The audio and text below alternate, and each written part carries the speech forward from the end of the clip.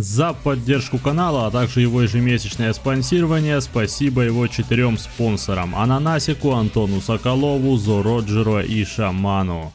Я приветствую тебя, Чумба, с тобой Рабаши. За спонсирование данного ролика спасибо Дону Валенскони, он выкупил лот на аукционе. Кинг Брэдли – любимый прототип многих людей в любом аниме. Его личность и история затрагивает сакральные темы: конфликт человека и демона, наличие или отсутствие души, судьбе, боге и гордости за собственную расу. Эти философские темы дополняются личностной историей, терзаниями существа и непринятием самого себя, но обо всем по порядку. Кинг Брэдли – это не имя, это цель, к которой шел герой сегодняшнего ролика. Изначально был 21 кандидат на должность будущего фюрера. У каждого кандидата не было имени, лишь изредка этих детей называли по номерам. Они проходили поистине спартанскую подготовку, изучали фехтование, военное дело, антропологию. Их особо не щадили, ибо каждый ребенок при рождении был выброшен или отринут, так что отношение было соответствующее. Инструмент, который с самого начала должен был умереть. Подопытный, не более. В юные годы он сам воспринимал самого себя как будущего правителя, ибо был выдрессирован только на это. В пиковый момент морального и физического созревания над всеми уже выросшими детьми проводили эксперименты по вживлению жидкого философского камня. Будущий гнев появился в 12-м кандидате, в его теле было максимальное сопротивление силе камня. Поэтому именно он и усвоил его, став носить имя Кинг Брэдли. Стоит также объяснить, что сам будущий фюрер был исключительным существом, гомункул, который похож на человека больше, чем любой другой. У него было человеческое тело, которое старело и не могло регенерировать, а сама же душа приютила эмоцию гнева. С тем условием, что не сказано, кем после вживления философского камня был Брэдли. Он либо жил с душой, которая была заключена в жидкости, которую ему вживили, либо сохранил собственную. Ответ на этот вопрос не знал на самом деле он сам. Забегая наперед, чтобы вы не задавались вопросом, я дам ему свое определение. Не стоит расценивать Брэдли как только гомункула или только человека, он сам по себе олицетворяет обе стороны этой монеты. Порой одна из сторон берет верх, а порой мы видим и симбиоз двух противоположных, а местами и похожих сущностей. Гнев получил непревзойденное тело. Кандидат номер 12 – амбиции гомункула с глазом бога. Есть небольшое замечание по этому поводу, точнее по глазу, мол, почему эмоции гнева именно не атакующая, а больше креативная или же оборонительная способность, которая хороша и в защите, и в контратаке. На самом деле это не совсем так. Глаз, который получил Брэдли, можно сравнивать с агрессией и ненавистью. Он идеально подходит к гневу, ибо когда мы испытываем злость кому-либо, мы акцентируем внимание на нем одном, что логично и проявляется в оке гнева. Теперь давайте затронем личность Брэдли, исходя из его детства. Дитя из пробирки. Именно так можно его описать. Возвращенное дитя ради одной единственной цели – быть кем-то. В это желание и уперся весь его разум. Вся его юная жизнь была наполнена идеей, которую ему приказали исполнить. Это обычная марионетка, человек без выбора. По моему мнению, он не забыл, кем являлся после принятия в себе гомункула гнева. Он просто отказался от самого себя. Это естественное проявление отречения от людской расы, той самой, которая выкинула тебя в детстве, той самой, которая и растила тебя как подопытного, той самой, которая и превратила тебя в монстра, суть которого он принял подсознательно. Однако попал в ровно такую же ситуацию, от которой бежал. Первую половину жизни преследовал цель стать кем-то. После того, как достигнул ее, следовал инструкции, каким Брэдли он должен быть. История человека, у которого нет судьбы.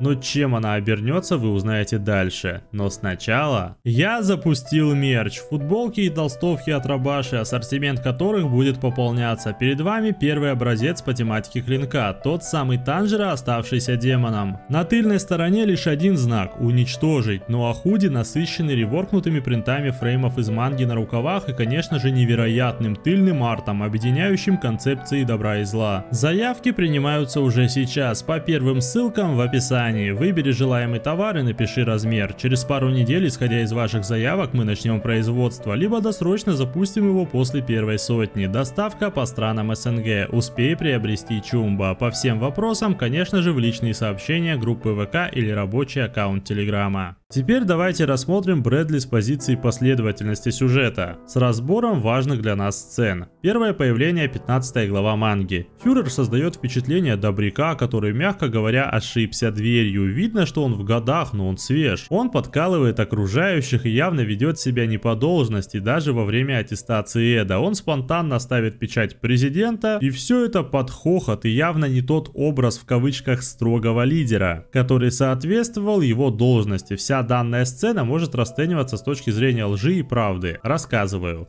Ложь, конечно же, подкреплена его позицией гомункула и целью жизни, которую ему обозначил в кавычках отец. Правда расценивается как дополнение ко лжи, ибо играя роль доброго, сильного и харизматичного лидера, Брэдли сам наслаждался этим, закрывая потребности, которые не получил в детстве. А это в первую очередь общение с социумом, статус, престиж и доминация как минимум по должности и максимум по расе, что и льстит гомункулу как существу. Такая вот перестановка ролей будет продолжаться на протяжении всего сюжета, а некоторые моменты будут раскрываться только дополнительной проработкой той или иной сцены. Поэтому перейдем к похоронам Хьюза. Для меня эта сцена премиум качества по одной простой причине. Она не однобока, а контрастна и хорошо выдержана в разные периоды истории, что и отражает саму личность Брэдли. Смотрим. Хьюза хоронят, его маленькая дочь горестно плачет. Гроб опускают, руки фюрера трясутся от гнева и раздражения. Первый раз мы интерпретируем эту дрожь как ненависть к тому, кто убил подчиненного, и автоматически превозносим фюрера как лидера, ибо он настолько переживает за смерть подчиненного и его семью, что не может контролировать свои эмоции на похоронах. Однако раскрывается эта сцена совершенно с другой стороны, уже в таком свете, что для многих он становится резко негативным персонажем, однако это не совсем так. Как Брэдли видит смерть подчиненного? Да очень просто, все выражено в одной цитате. «С тех пор, как ты одеваешь военную форму, ты должен помнить, что она может стать твоей похоронной». То есть смерть на службе — это возможная часть службы, из данного ракурса это вполне естественное действие, которое касается каждого без исключения, даже самого фюрера, ибо помним, у него человеческое тело без особой регенерации. Так что по сути не важно, какого человека хоронят. Кинга это раздражало. Такие похороны ради одного единственного человека, который сам понимал суть своей службы, а его дрожащая рука во время погребения была вызвана из-за дочери Хьюза. Она была слишком громкой, когда плакала, что не соответствовало похоронам, которые он сам не раз проводил как лидер. Так что та дрожь не что иное, как гнев. Истинная его суть как гомункула, нет, как человека, ибо самое близкое к нам, людям, среди всех 7 смертных грехов, это именно гнев. То есть даже в понимании автора манги это чувство уже максимально приближено к человеческому, отсюда и появился сам Брэдли. Он буквально живое воплощение эмоций гнева, своего рода хуманизированная версия. Проанализируйте сами, с чем у вас ассоциируется чувство гнева. Со сражением, и Брэдли показывает себя в нем лучше, чем кто-либо другой.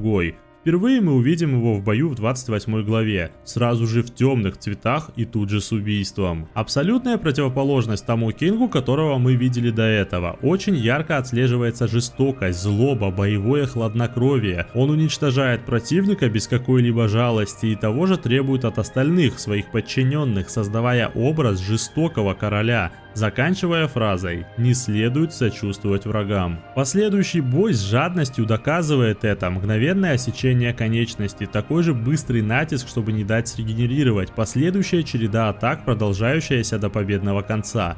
И такой раж, доминация в бою всегда сопровождает Кинга, ибо позиция лидера, в которой он жил, выражается и в его действиях. Захватили его резиденцию, заходит с главных ворот, показывая волю короля, буквально сопровождая свой приход фразой «Король заходит с главного входа». Уничтожает все на своем пути, людей, танки, строения, создавая впечатление бога войны, заставляя окружающих испытывать животный, первобытный страх. И только в моменты битв Брэдли чувствовал себя живым. Бой перекрывал собой его жизнь, которая писалась по сценарию, ибо во время него ничего нельзя предугадать.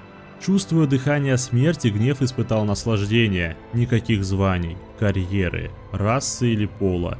Нет даже своего имени, только бой. Самое важное, что есть сейчас. Бой насмерть, и неважно, кто писал твою жизнь. В ближайшие минуты лишь ты ее хозяин. Никаких ограничений и цепей, лишь бой и опьянение, что он приносит. Все это смотрится великолепно, ты понимаешь персонажа, как он жил, историю его создания, знаешь то, что его раздражает и тяготит, чувствуешь эмоцию, которую он передает, и сражение становится симфонией, играющей у тебя в голове. Но не одним гневом славится Брэдли, будто в антитезу греху нам на протяжении всей манги показывают, как он ведет дела. И это стратег, порой со спорными моментами, которые отсылают нас к его человеческой сути. Давайте разберем на конкретном примере. Мустанг уничтожает похоть, в то время как сам фюрер все это прекрасно знает и видит.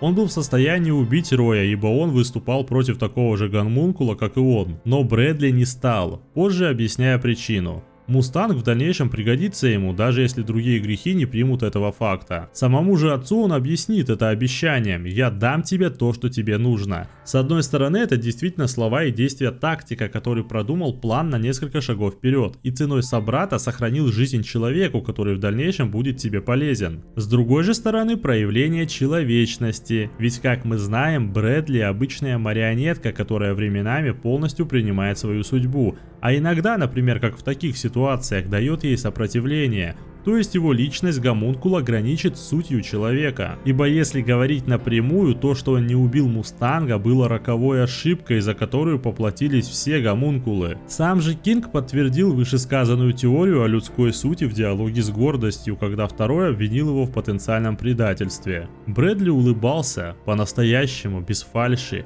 ибо впервые в его жизни все пошло не по плану, и от этого он ощущал ее настоящей, ненаписанным сценарием, который кто-то написал и сказал тебе, как ты будешь себя вести, что должен делать завтра, через неделю, месяц или же года. Все это рушится, и ты испытываешь что-то новое, оживаешь. Сам же фюрер иронично сказал: возможно, настала эпоха молодежи. Очень забавно, ведь диалог вели два гомункула, один из которых бессмертен и игнорирует понятие времени.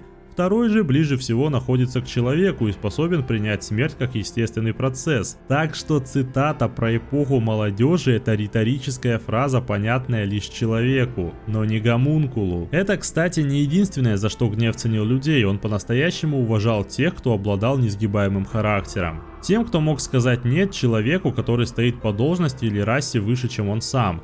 Это вновь отсылает нас к его судьбе. Он с рождения подчинялся и не пытался исправить ситуацию. Став гневом, он не сказал «нет» гомункулам, как это сделал тот же Грид. Жадность. Гнев повиновался отцу, когда имел больше возможностей, чем любой другой грех, отказаться от своей судьбы и вершить ее. Поэтому он и испытывает уважение к таким людям, личностям с остальным характером, что и демонстрировал не раз по отношению к Эду и даже Рою. Он любил людей за те качества или возможности, которыми сам не обладал. Сам же Брэдли открытым текстом говорил о том, что ему не нравится, за что он не любит людей. Это иронично. Причина злобы в том, что они раз за разом ведут себя так, как он не ожидал. То есть доказывают вновь и вновь, что они вольны писать свою судьбу, свой сценарий жизни, и в последний раз мы четко понимаем, что фюрер имел в виду. Он сказал это, улыбаясь, расшифровывая на простом. Он был доволен тем, что человек вновь сделал то, что было не запланировано, тем самым заставил чувствовать Брэдли живым, ибо по его мнению он был не властен над своей судьбой. Но если исключать момент с проявлением людской жалости или, быть может, бунта внутри самого Брэдли, он отличный лидер. Как страны, так и грехов. Пусть и названный в обоих случаях. Когда Мустанг только пришел к предполагаемой мысли, что фюрер гомункул и прощупывал почву, вся верхушка власти в стране уже знала это и подчинялась Брэдли. То есть еще до первого шага план уже был провален, ибо Гнев расформировал весь отряд, приближенный к Мустангу, а его ценного лейтенанта так вообще сделал личным помощником, чтобы держать максимально близко к себе и шантажировать, когда вздумается. Похожая ситуация была и с общей подругой Элрик. Это был очередной рычаг воздействия. Такую осмотрительность Брэдли применяет повсеместно. Напоминаю о диалоге с Эдом, когда тот рассказал о своем учителе. Кинг тут же приехал к ней, якобы для вербовки. То есть он берет источники информации и тут же заставляет их играть себе на руку. Но что удивительно для меня, Брэдли не переубивал всех, кто знал о его сути гомункула, дабы обезопасить свою позицию. Он выбрал совершенно другой метод – контролировать их. Мустанга с помощью его лейтенанта, братьев Элриков с помощью Уинри. Скорее всего, это именно человеческая черта Кинга, ибо гомункул бы без колебаний расквитался с обычными псами. Отсылаю нас к его мнению о тех, кто носит военную форму и значении смерти для него. Мув же, который мы сейчас видим, будто подначивание и братьев, и самого Роя, проверка характера, который так уважает Брэдли, и в окончании этой открытой беседы с угрозами он остался доволен всем. Ибо что первый, что второй показали характер и приняли условия игры. Это похоже на открытое противостояние, где каждый из соперников уважает друг друга. Но чтобы рассказать о конце Брэдли, мы должны затронуть еще одну тему, которая заключена в Боге. Отношение к нему и Шраму, человеку, который подарил смерть фюреру. 60 глава. Война с Ишваром. Очень религиозная страна, которая не была особо развита нигде, кроме религии. Естественно, она явно проигрывала, ибо сама война была развязана гомункулами ради человеческих душ. Дабы остановить это кровопролитие, лидер Ишвара предложил свою жизнь во имя спасения своих сограждан. Брэдли высказался категорическим отказом. Сам факт обмена для него дерзок. Обмен одной жизни ради выживания десятков тысяч. Один человек стоит другого одного человека. Никакой речи о обмене на большее количество и быть не может. Возгласы окружающих о том, что он варвар и Бог его покарает, лишь подливали масло в огонь. Бог? Где его божественный гнев? Вся ваша страна в руинах по моему указу, а я все еще цел. Бог, о котором вы говорите, мертв. Не ситуация, а целая метафора. Гомункул с эмоцией гнева, созданный из человеческой души, говорит о Боге, точнее о его гневе с позиции более доминантной особи, как человек. Вспоминаем метафизический бунт Камю, где в очередной раз Бог низводится до жалкого, то есть человеческого. Что позволяет Брэдли судить его и более того объяснять верующим, кто на самом деле их Бог. Идол, созданный слабыми, моральная защита, воображение. И сможет ли ваша фантазия в лице Господа одолеть меня, Кинга Брэдли? Вздор. Продолжить уничтожение. Сцена заканчивается фразой: «Тем, кто обрушит на нас свой гнев, будет не Бог, а скорее люди». И так и вышло. Брэдли, как порождение людского греха, полностью олицетворял его вместо того самого Бога, выполнял функцию гнева и гордился своим происхождением, расой. Иначе говоря, Брэдли не верил в человеческого Бога, он возводил себя как гомункула, если не выше его, то в приближенную к нему позицию, отрицая всякое наказание от какой-то небесной сущности. Ибо в отличие от Бога, Кинг Брэдли даст ощутить людям сполна чувство страха. Теперь же финальное сражение. Вспоминаем состояние Брэдли сейчас. Никаких цепей, ограничений, ролей. Только бой. Два безымянных воина. Людская душа, впитавшая грех гнева, и Ишварец, выживший в войне. Гомункул, отрицающий Бога. Человек, принимающий его. Две противоположности. Весь бой проходил под затмение. Раненый Брэдли сражался буквально как загнанный зверь. Все сражение было максимально брутальным, погружающим нас в суть происходящего. Однако во время боя Ишварец, которому была противна алхимия, применил ее. Это удивило Брэдли, ибо как тот, чья религия претит использование алхимии, может ее использовать? Зная происхождение Шрама, прямо во время боя он яростно прокричал: «Неужели ты, Ишварец, решил, что можешь приступать закон своего создателя?» Ответ буквально убил. Нет никакого бога. Подумайте над произошедшим. Брэдли понимает Шрама. Он сам следовал пути, которому велел следовать отец, который выступает в данном случае в роли бога. И он следовал, ибо не мог не подчиниться. А тут Шрам, такой же как и он, раб своего создателя, небесного отца, говорит ему: нет никакого бога. То есть отрицает того, кому поклонялся, кому служил, заставляя испытать самого Брэдли катарсис в голове. Пусть и на миг, зарождая сомнения, ибо и он мог отказаться от своего божества, отца, который создал его и написал его жизнь. Этого мига хватило, чтобы за ним последовало забвение. Луна сдвинулась, и луч света ослепил Брэдли. В этот момент он и пропустил атаку Шрама, которая и была основой для его победы. Парадоксальность этой темы в позиции и мотивах, последующих далее. Во все времена затмение считалось символом Бога, а тут во время слов «Бога нет» появляется луч, помогающий выиграть человеку, который отказался от своего создателя. В последние минуты своей жизни Брэдли ощутил иронию, ссылаясь на то, что никогда не верил в высшие силы или Бога, а тут был сражен именно волею небес. Контрастная сцена. Гомункул, который не верил в Господа, умирает, считая, что сами высшие силы покарали его, тем самым очеловечивается. А человек, который всегда в него верил, отказывается от своей религии, снимая с себя оковы, делающие его слабее, тем самым становясь сильнее, показывая свой человеческий гнев. Два персонажа поменялись местами. Довольно иронично, что вначале у Брэдли не было предсмертных слов, однако когда речь зашла о его жене, он резко разговорился, ибо было в его жизни единственное, что он выбрал сам – его жена. Никаких слов о любви или печали. Его женщине не нужны прощальные слова, ведь она – жена короля. Королева. Вся жизнь Брэдли должна была пройти по сценарию, однако люди, те самые, которые по его мнению были ниже, чем он по расе и значению, сделали ее хорошей, полноценной, независимой от предназначения, которое он не выбирал. Вся история Брэдли — это одно большое противостояние, но не гомункула с человеком, а человеческого гнева с его душой. То, что называлось философским камнем, на самом деле было просто катализатором одной эмоции, которая всегда сопровождала кандидата номер 12.